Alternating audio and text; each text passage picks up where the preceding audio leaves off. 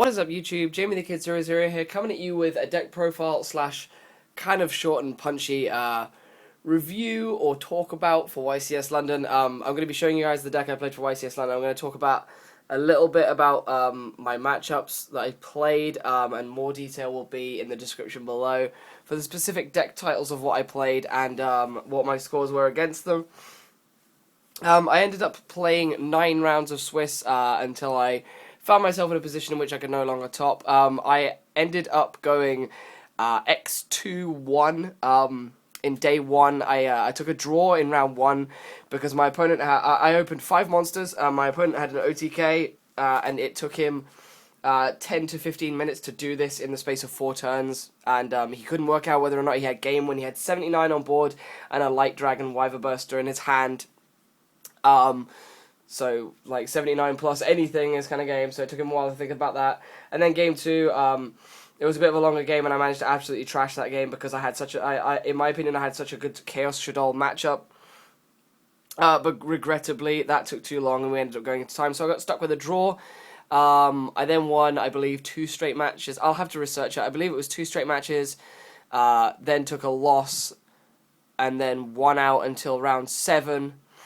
And then lost in round 7, which was a killer, because I just opened Majesty's Fiend, Majesty's Fiend, Seer, an irrelevant spell, I can't honestly remember what it was. It was like Seer MST, I think, against Shabbos, and I just lost. There was just nothing I could do. He had a strong hand, I just didn't have a playable hand, so like I just lost that. And then I ended up making day 2. I came 162nd. I still had a chance to top. I knew it wasn't great, but I figured I may as well play out for the 32nd place. Fine. Turns out I never would have made it anyway, because the guy who made 33rd and won the whole event went X1-2, a loss and 2 draws, so it was better points than me. And but I played it out. I ended up showing up on the next day at 9 in the morning, and I lost my first round. I got 2-0'd by Shaddoll Artifact, which in my opinion is honestly the strongest. Honestly the strongest deck of the event. I really dislike the deck. I dislike the way it plays, but honestly, I'm gonna have to start testing it. I'm gonna have to eat my own words because it was the most represented deck of the whole event. But without much further ado, I am gonna get into the deck profile, and I suppose I have shoutouts to make. Like, there are so many that I really don't want to name. I don't want to name them all because I know I'll miss some of them. So the main 2 that I'm going to give big shout-outs to, I guess the main 3, or main groups are, I want to give a big shout-out to my team. They supported me on my deck choices. They supported me with the majority of this list's concept, the main deck anyway. This is based on the list I took to Norwich, and then I put my own spin on it. And when I discussed it with them, they really didn't seem to doubt my concept. They seemed to understand me, so thank you for giving me the confidence to run this. I mean, it's very similar to other people's decks anyway, but it was something that we hadn't tested that much, and I felt like it was going to give me a stronger edge against Shaddoll than the list we were currently playing. And now my Xbox is putting noise out on my headset, so shush, Xbox. Sorry about that. So a big shout out to my team, and then I want to give a big shout out to Sean and Lisa, who were both lovely enough to hook me up with one of these beautiful YCS London con exclusive Quasar mats, which were actually only available at MCM Expo next door. I wasn't able to go get one because I was busy on the Friday, and they sold down to 24 on the Friday. They only had 24 on the Saturday, and I wasn't able to get one on the Saturday. So my friend managed to get me ones on the Friday. I now have 2, and they're going to be for feature match backgrounds on the channel, so it's going to be great. And then otherwise, the only other shout I want to give is to Sean and James, who were lovely enough to let me sleep in their hotel room when I had no hotel to go to.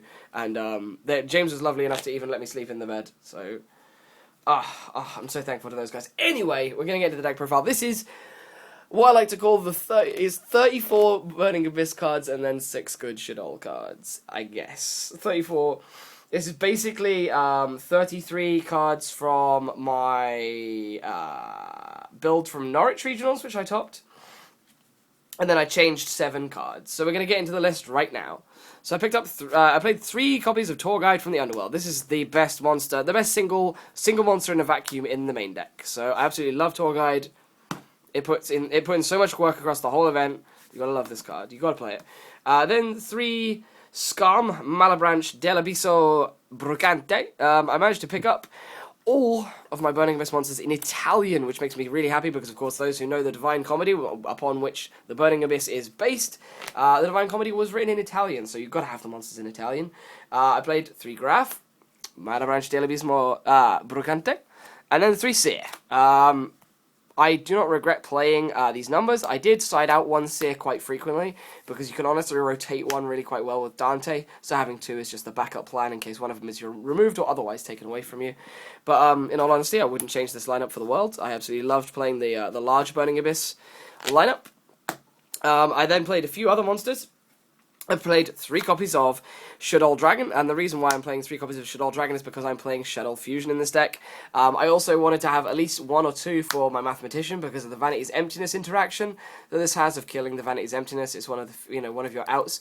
I pride myself on having about 10 outs to floodgates, to certain floodgates and Vanity's Emptiness. So the 3 Shaddoll Dragon were a cool thing, and I'm really happy to say these are in German as well. Like Schattenpoop is a really cool archetype name. So I managed to pick up a whole Shaddoll core, or at least the main deck core in various languages. I didn't get the extra deck in various languages, sadly, but oh well. It was never to be. But yeah, the 3 Dragon, pretty happy with them. 2 Math, I wanted to play a 3rd, but there was honestly no room, and like the 3rd would probably have clogged. Like 2 was enough. Whenever I opened it, I was really happy, but like I didn't not see it a lot. I saw it a fair amount. The 1 Veiler for the light, if you watch my Norwich video, you'll understand the theory for the light. And you also have to play this to send with Shaddoll Fusion if you want to make Construct. And then the BLS, which I actually sent twice for Shaddoll Fusion to make Construct, because the Construct would have won me the game. So I just sent this with the Shaddoll Fusion to make the Construct. So that was the monster lineup. It's, I believe, 19. I'm pretty sure it's 19 monsters. I then played 6 spells. I played, in my opinion, some of the most powerful spells in the game. The Raigeki, I really like this not as an out to monsters, but as an out to the Vanity's Emptiness board, as I like to call it, where your opponent will go monster, monster, monster, set Vanities, flip it, pass. Well, like, set Vanities, pass. Like, you bait out the Vanities, and then you just Raigeki their board away, and against certain things, it's really strong. Like, if they have a Vanities and a 2/7 Downer with, like, a Seer underneath it, you can Raigeki them, and because the Vanities triggers on the new chain, the Seer can't resurrect a Dante, so it's pretty cool. But that is that cool interaction. I've really been liking Book of Moon for the Burning Abyss mirror recently, but I feel like it underperformed throughout the event. After the first few rounds in which this card was actually kind of poor, I did side it out. I've not been liking it a huge amount, but that's mainly because I played against a lot of Shaddoll, and it wasn't that great against the Shaddoll matchup. Like, it was good against Winder, but that's about it. And no one ever summoned Winder on me. I had Winder summoned on me twice, and I played 5 Shadolls, 6 Shadolls, so that was the thing. Foolish. It's the 3rd Mathematician. It's just really, really strong, really versatile. And I then played 3 copies of Shaddoll Fusion. The reason why I wanted to play Shaddoll Fusion was because this deck has such a rough time with Construct. Construct is enormous. I don't know if anyone's noticed that. It's a 28 beta that can kill special summon monsters by fighting them. So Construct is a bit of a threat. So I thought, what can I do to beat Construct that doesn't involve drawing BLS? And I thought, well, Shaddoll Fusion. I'm already thinking about playing dragons.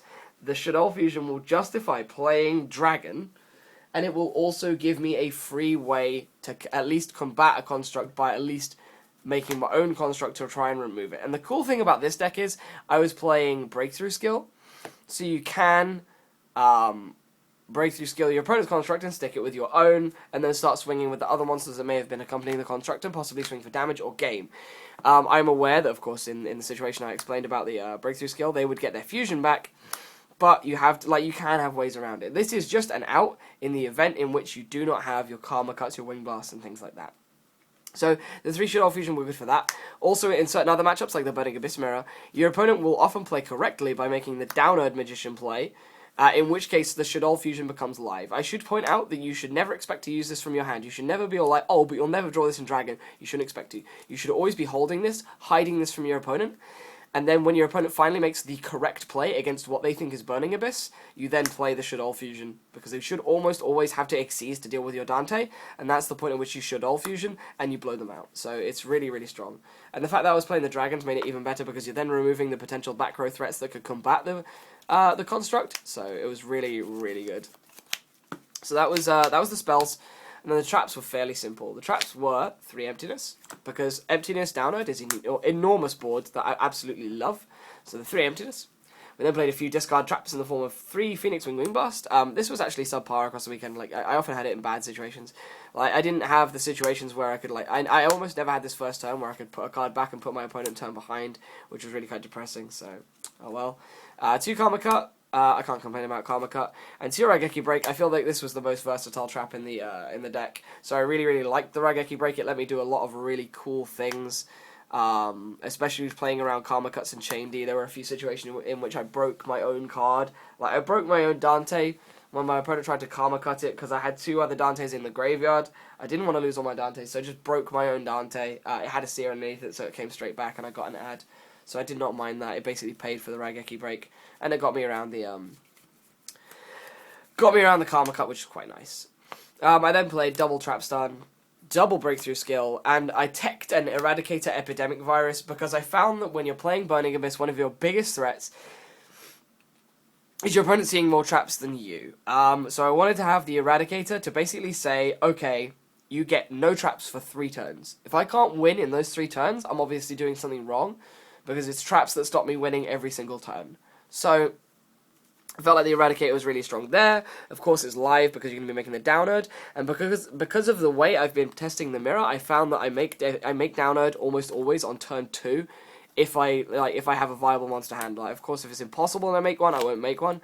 But I will often be making one by turn 2. And this was I only ever drew this twice, which really depressed me because I kept it in a lot against Shaddoll. I only ever drew this twice, and one time I saw it, it was live, and it took 3 spells from my opponent's hand, which was really, really nice, and won me that game single-handedly. And the other time I did not. The other time I saw it, it was completely dead, which was kind of sad. But I really, really liked it throughout the weekend.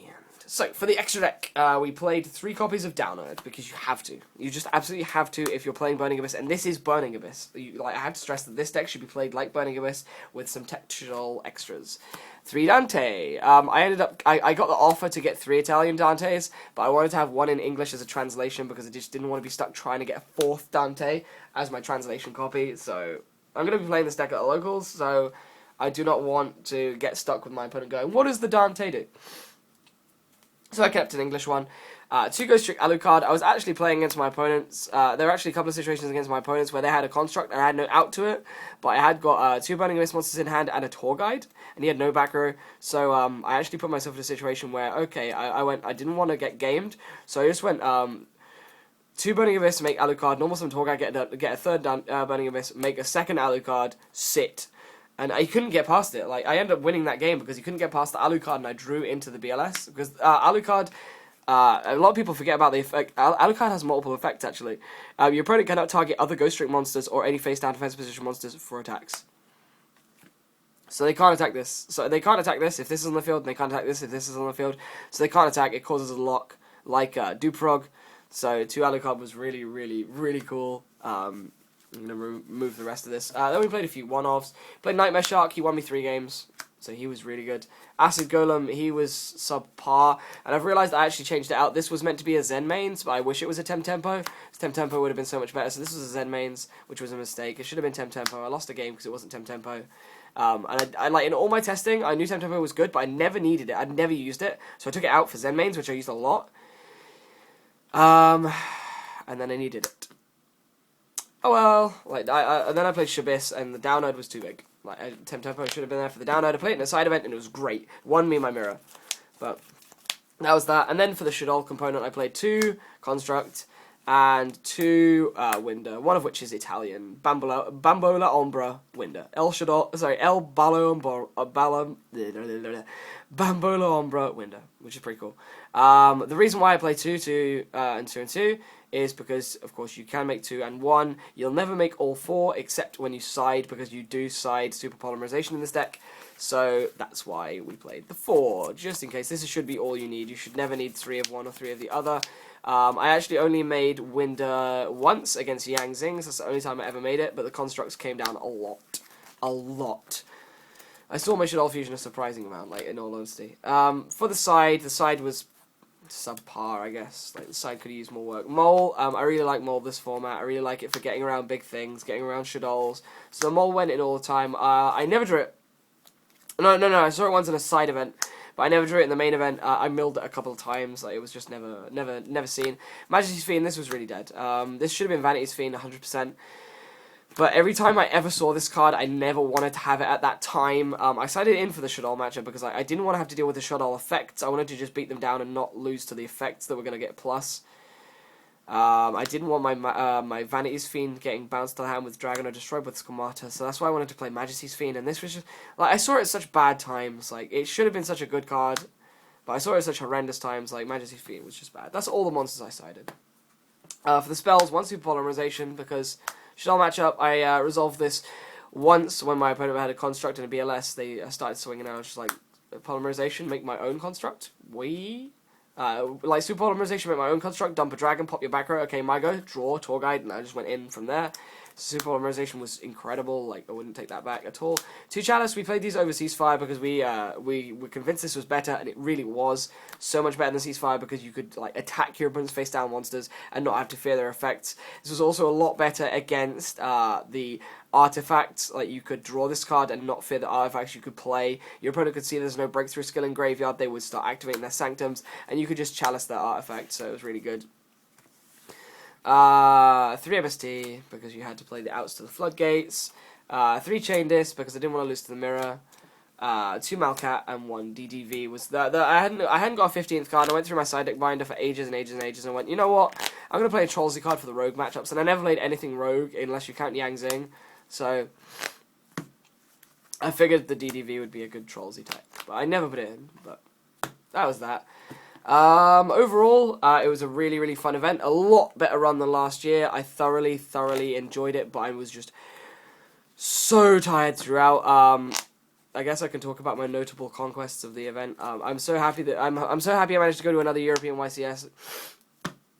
If you can call it European, you know, it was in the UK. So my 4th YCS, the first one I've actually day 2'd, which is kind of embarrassing, but like, I have a YCS curse, it appears. Like, I do well at everything else, but YCSs I just can't do well at for some reason, but oh well. But some of the cool things I did manage to pick up were a complete Satella core, I guess, missing 2 Novas. I've got them in Italian and Portuguese. This is an Italian Deltaros, Italian and Portuguese Castells, Italian Downerds, Italian, Portuguese, and then all of these are Italian, and this is Italian, which is kind of cool. Yeah, so I managed to pick up all those. They'll be coming into deck profile pretty soon. I'm pretty happy with that core. And then I managed to pick up. I managed to pick up these. These are really cool. These are legal in Europe now. Santa Claus, which was in the German Advent calendar. This guy's just really cool. And then the one thing that I also want to talk about, which is really awesome, is I managed to pick up an entire Shaddoll main deck, all in foreign stuff, which is going to be my next deck profile on my Artifact cores in there. But, like, it's going to be my next deck profile, just shat and pooping all over the place. But yeah, guys, to all of you who made the weekend amazing, you all know who you are. Honestly, you really do. Like, if you had anything to do with me over the weekend, you really did bring things up. I'd had a pretty rough couple of weeks up until then, pretty rough month. So you guys really did bring things up. I'm really thankful to all of you. Thank you to all of you who helped me out through the weekend with the various things, be it sorting me out with cards, sorting me out with foreign things, whatever it may have been. And finally, I need to really apologize to a lot of my fans who really had to suffer through me being tired as sin, not having a Sharpie for the life of me, and just generally being a bit kind of out of it throughout the event. I'm sorry to any of you who were kind of like, oh wow, I met him and he was just like, ugh! But I'm really sorry. I'm really sorry I couldn't sign things. I'm really sorry about all that. But it was absolutely incredible meeting you guys. It's really brought what my YouTube has become into perspective. It really makes me feel really good about what I've done.